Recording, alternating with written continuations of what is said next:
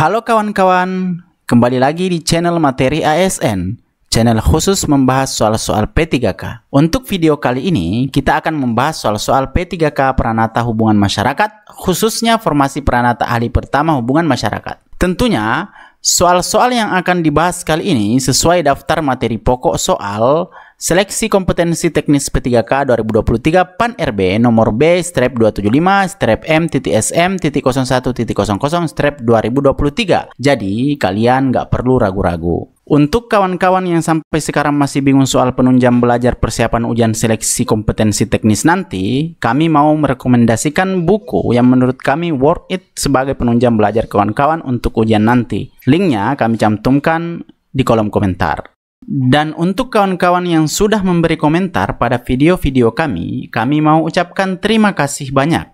Kami senang kalau ternyata soal-soal yang kami buat video itu ternyata dominan keluar pada seleksi kompetensi kawan-kawan. Dan konten-konten dari channel ini membantu kawan-kawan dalam ujian seleksi kompetensi teknis. Sekali lagi, terima kasih. Semoga kalian semua bisa mencapai passing grade dan tentunya lulus dan mendapatkan NIP. Sebelum masuk ke soal-soal, jangan lupa untuk subscribe, like, dan share sebagai bentuk support kalian untuk channel ini.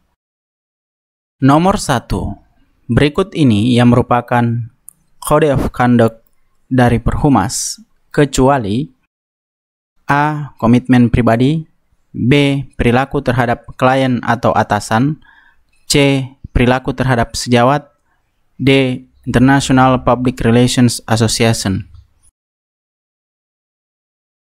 Jawaban yang paling tepat adalah D, yaitu International Public Relations Association. Penting untuk diketahui bahwa kode etik atau Code of Conduct dari Perhumas Indonesia itu ada 4 pasal. Yang pertama ialah komitmen pribadi, di mana anggota Perhumas harus memiliki dan menerapkan standar moral serta reputasi setinggi mungkin dalam menjalankan profesi kehumasan, berperan secara nyata dan sungguh-sungguh dalam upaya memasyarakatan kepentingan Indonesia. Dan yang terakhir, menumbuhkan dan mengembangkan hubungan antar warga negara Indonesia yang serasi dan selaras demi terwujudnya persatuan dan kesatuan bangsa. Lalu yang kedua, perilaku terhadap klien atau atasan. Anggota Perhumas Indonesia harus yang pertama berlaku jujur dalam berhubungan dengan klien atau atasan. Yang kedua, tidak mewakili dua atau beberapa kepentingan yang berbeda atau yang bersaing tanpa persetujuan semua pihak yang terkait. Yang ketiga, menjamin rahasia serta kepercayaan yang diberikan oleh klien atau atasan maupun yang pernah diberikan oleh mantan klien atau mantan atasan.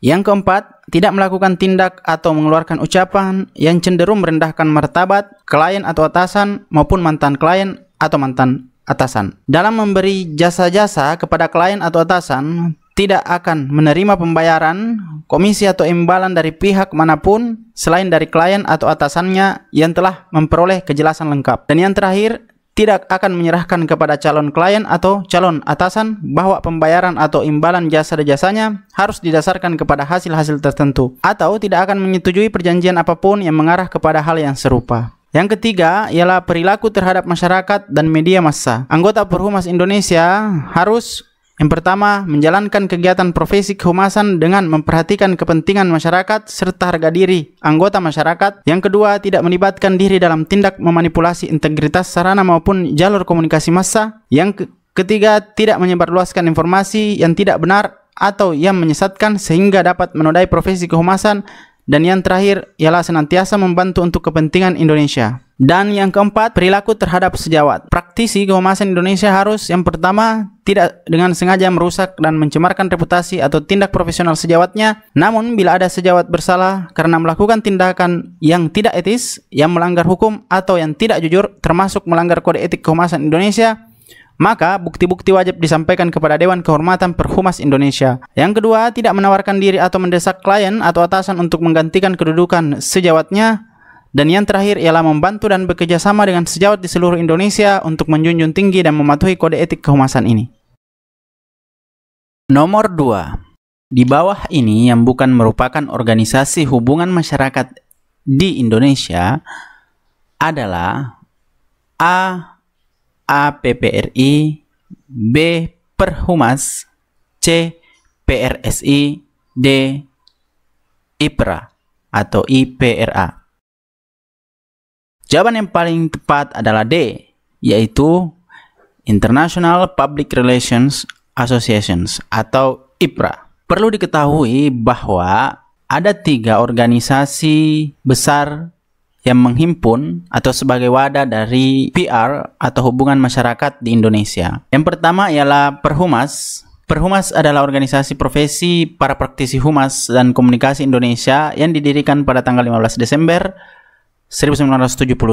Perhumas ini secara resmi telah tercatat di Depagri sebagai organisasi nasional kehumasan di Indonesia dan pada International Public Relations Associations atau IPRA yang berkedudukan di London. Perhumas bertujuan meningkatkan keterampilan profesional, memperluas dan memperdalam pengetahuan, meningkatkan kontak dan pertukaran pengalaman antara anggota serta berhubungan dengan organisasi serumpun di dalam dan luar negeri. Untuk mencapai tujuan tersebut, berbagai kegiatan yang bermanfaat bagi anggota seperti penerbitan buletin, buku dan jurnal berbekal pengalaman-pengalaman dari momen-momen bersejarah yang telah dilalui selama kurun waktu 34 tahun ini. Perhumas ikut membidani kelahiran Federation of ASEAN Public Relations Organizations atau FAPRO pada 17 Desember 1977 di Kuala Lumpur. Yang kedua ialah APPRI. Nah, APPRI atau Asosiasi Perusahaan Public Relations berdiri pada tanggal 10 April 1987 di Jakarta dan bersifat independen. Tujuan APPRI adalah sebagai berikut. Yang pertama, menghimpun, membina, dan mengarahkan potensi perusahaan public relations nasional agar secara aktif, positif, dan kreatif turut serta dalam usaha mewujudkan masyarakat yang adil dan makmur berlandaskan Pancasila dan Undang-Undang Dasar 1945.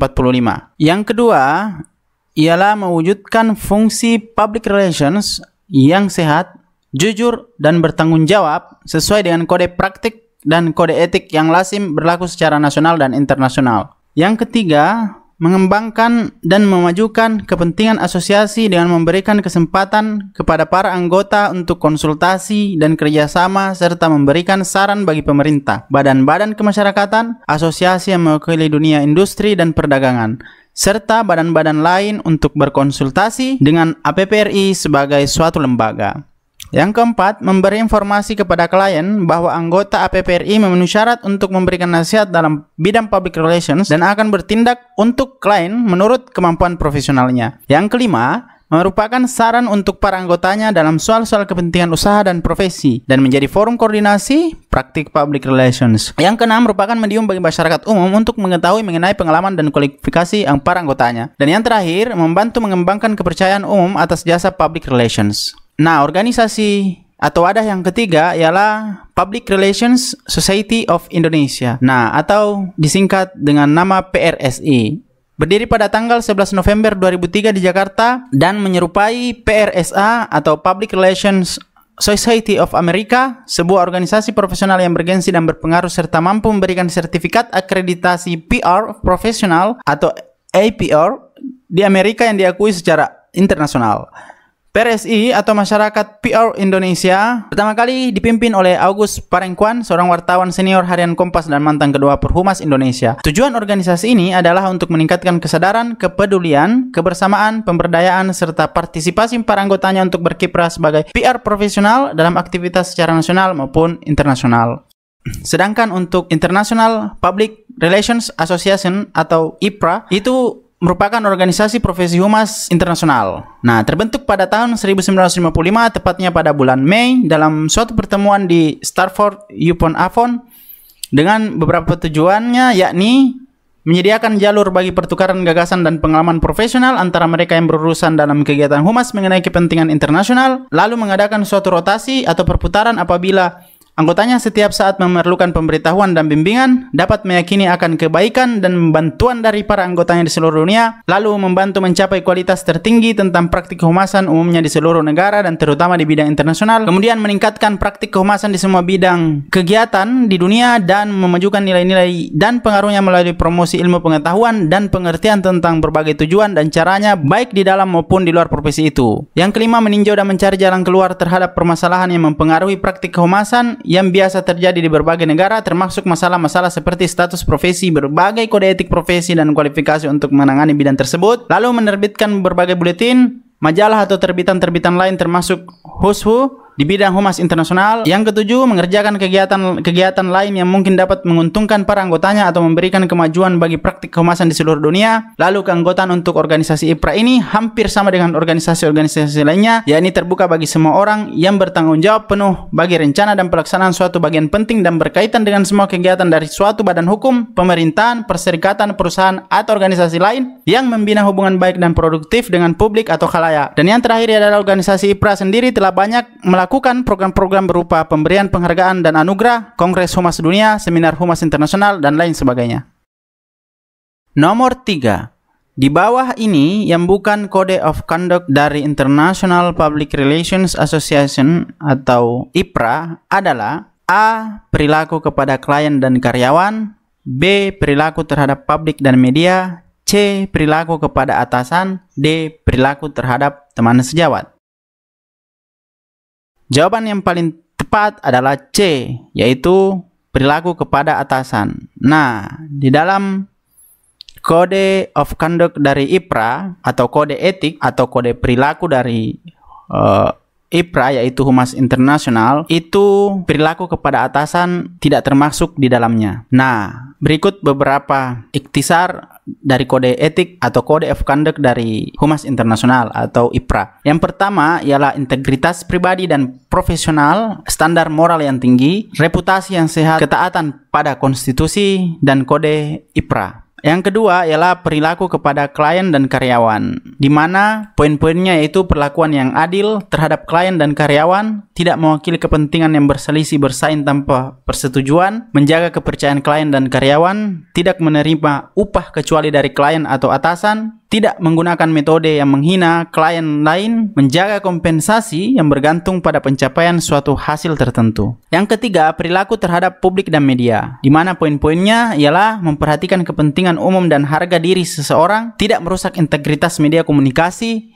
tidak menyebarkan secara sengaja informasi yang palsu atau menyesatkan, memberikan gambaran yang dapat dipercaya mengenai organisasi yang dilayani, tidak menciptakan atau menggunakan pengorganisasian palsu untuk melayani kepentingan khusus atau kepentingan pribadi yang tidak terbuka. Dan yang terakhir ialah perilaku terhadap teman sejawat, di mana poin-poinnya ialah tidak melukai secara sengaja reputasi profesional atau praktik anggota lain, tidak berupaya mengganti anggota lain dengan karyawannya atau kliennya, bekerja sama dengan anggota lain dalam menjunjung tinggi dan melaksanakan kode etik ini.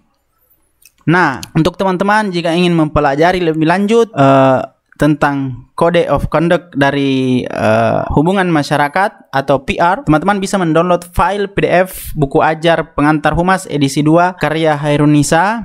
Di dalam ini dijelaskan secara terinci mulai dari ruang lingkup, etika, dan hal ihwal tentang seputar PR atau public relations.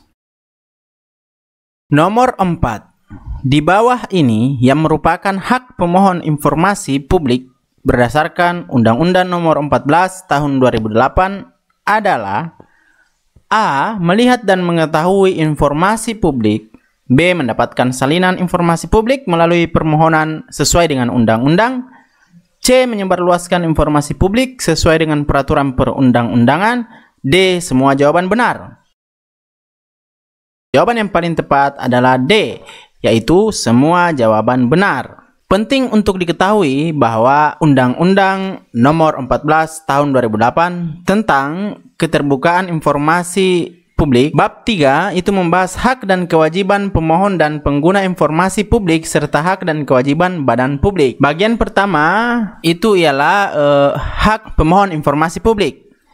Pasal 4 ayat 1, setiap orang berhak memperoleh informasi publik sesuai dengan ketentuan undang-undang ini. Dan ayat 2 inilah yang ditanyakan dari konteks soal yang kita bahas, yaitu setiap orang berhak yang pertama melihat mengetahui informasi publik, yang kedua menghadiri pertemuan publik yang terbuka untuk umum untuk memperoleh informasi publik, lalu mendapatkan salinan informasi publik melalui permohonan sesuai dengan undang-undang ini, Dan yang terakhir yaitu menyebarluaskan informasi publik sesuai dengan peraturan perundang-undangan. Lalu ada ayat-ayat selanjutnya, teman-teman bisa baca. Selain itu, bagian kedua, selain ada hak bagi pengguna atau pemohon dari informasi publik, itu ada juga kewajiban dari pengguna informasi publik. Tertera pada pasal 5, yaitu ayat 1, pengguna informasi publik wajib menggunakan informasi publik dengan ketentuan peraturan perundang-undangan. Ayat 2, pengguna informasi publik wajib mencantumkan sumber dari mana ia memperoleh informasi publik, baik yang digunakan untuk kepentingan sendiri maupun untuk keperluan publikasi sesuai dengan ketentuan peraturan perundang-undangan.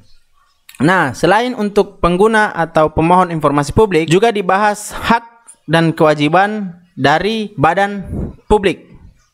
Nah, teman-teman dapat mengamati atau membaca pasal dari hak badan publik maupun kewajiban dari badan publik. Nomor 5. Di bawah ini yang merupakan informasi yang wajib disediakan dan diumumkan secara berkala berdasarkan Undang-Undang Nomor 14 Tahun 2008 adalah: A. Informasi yang berkaitan dengan badan publik. B. Informasi mengenai kegiatan dan kinerja badan publik terkait. C. Informasi mengenai laporan keuangan. D. Semua jawaban benar. Jawaban yang paling tepat adalah D, yaitu semua jawaban benar. Nah, di dalam Undang-Undang Nomor 14 Tahun 2008 tentang keterbukaan informasi publik, khususnya pada bab 4, itu dijelaskan informasi yang wajib disediakan dan diumumkan, di mana diatur informasi yang wajib disediakan dan diumumkan secara berkala. Itu teman-teman bisa melihat pada pasal 9 ayat 2, itu ada informasi yang berkaitan dengan badan publik, ada informasi mengenai kegiatan dan kinerja badan publik terkait, ada informasi mengenai laporan keuangan, dan informasi lain yang diatur dalam peraturan perundang-undangan. Untuk lebih detailnya, teman-teman bisa membaca tangkapan layar yang tertera pada video ini. Nah, selain itu, juga diatur informasi yang wajib diumumkan secara serta-merta atau secara tiba-tiba, dan informasi yang wajib tersedia setiap saat. Nah, teman-teman, untuk secara detailnya tentang keterbukaan informasi publik ini, teman-teman dapat mendownload file Undang-Undang Republik Indonesia Nomor 14 Tahun 2008 tentang keterbukaan informasi publik. Karena menurut teman-teman yang sudah ujian, bahwa ada beberapa soal-soal yang keluar tentang Undang-Undang Nomor 14 Tahun 2008 ini. Sekian pembahasan soal-soal untuk video kali ini. Sekali lagi jangan lupa subscribe, like, and share. Semoga bermanfaat. Thanks for watching.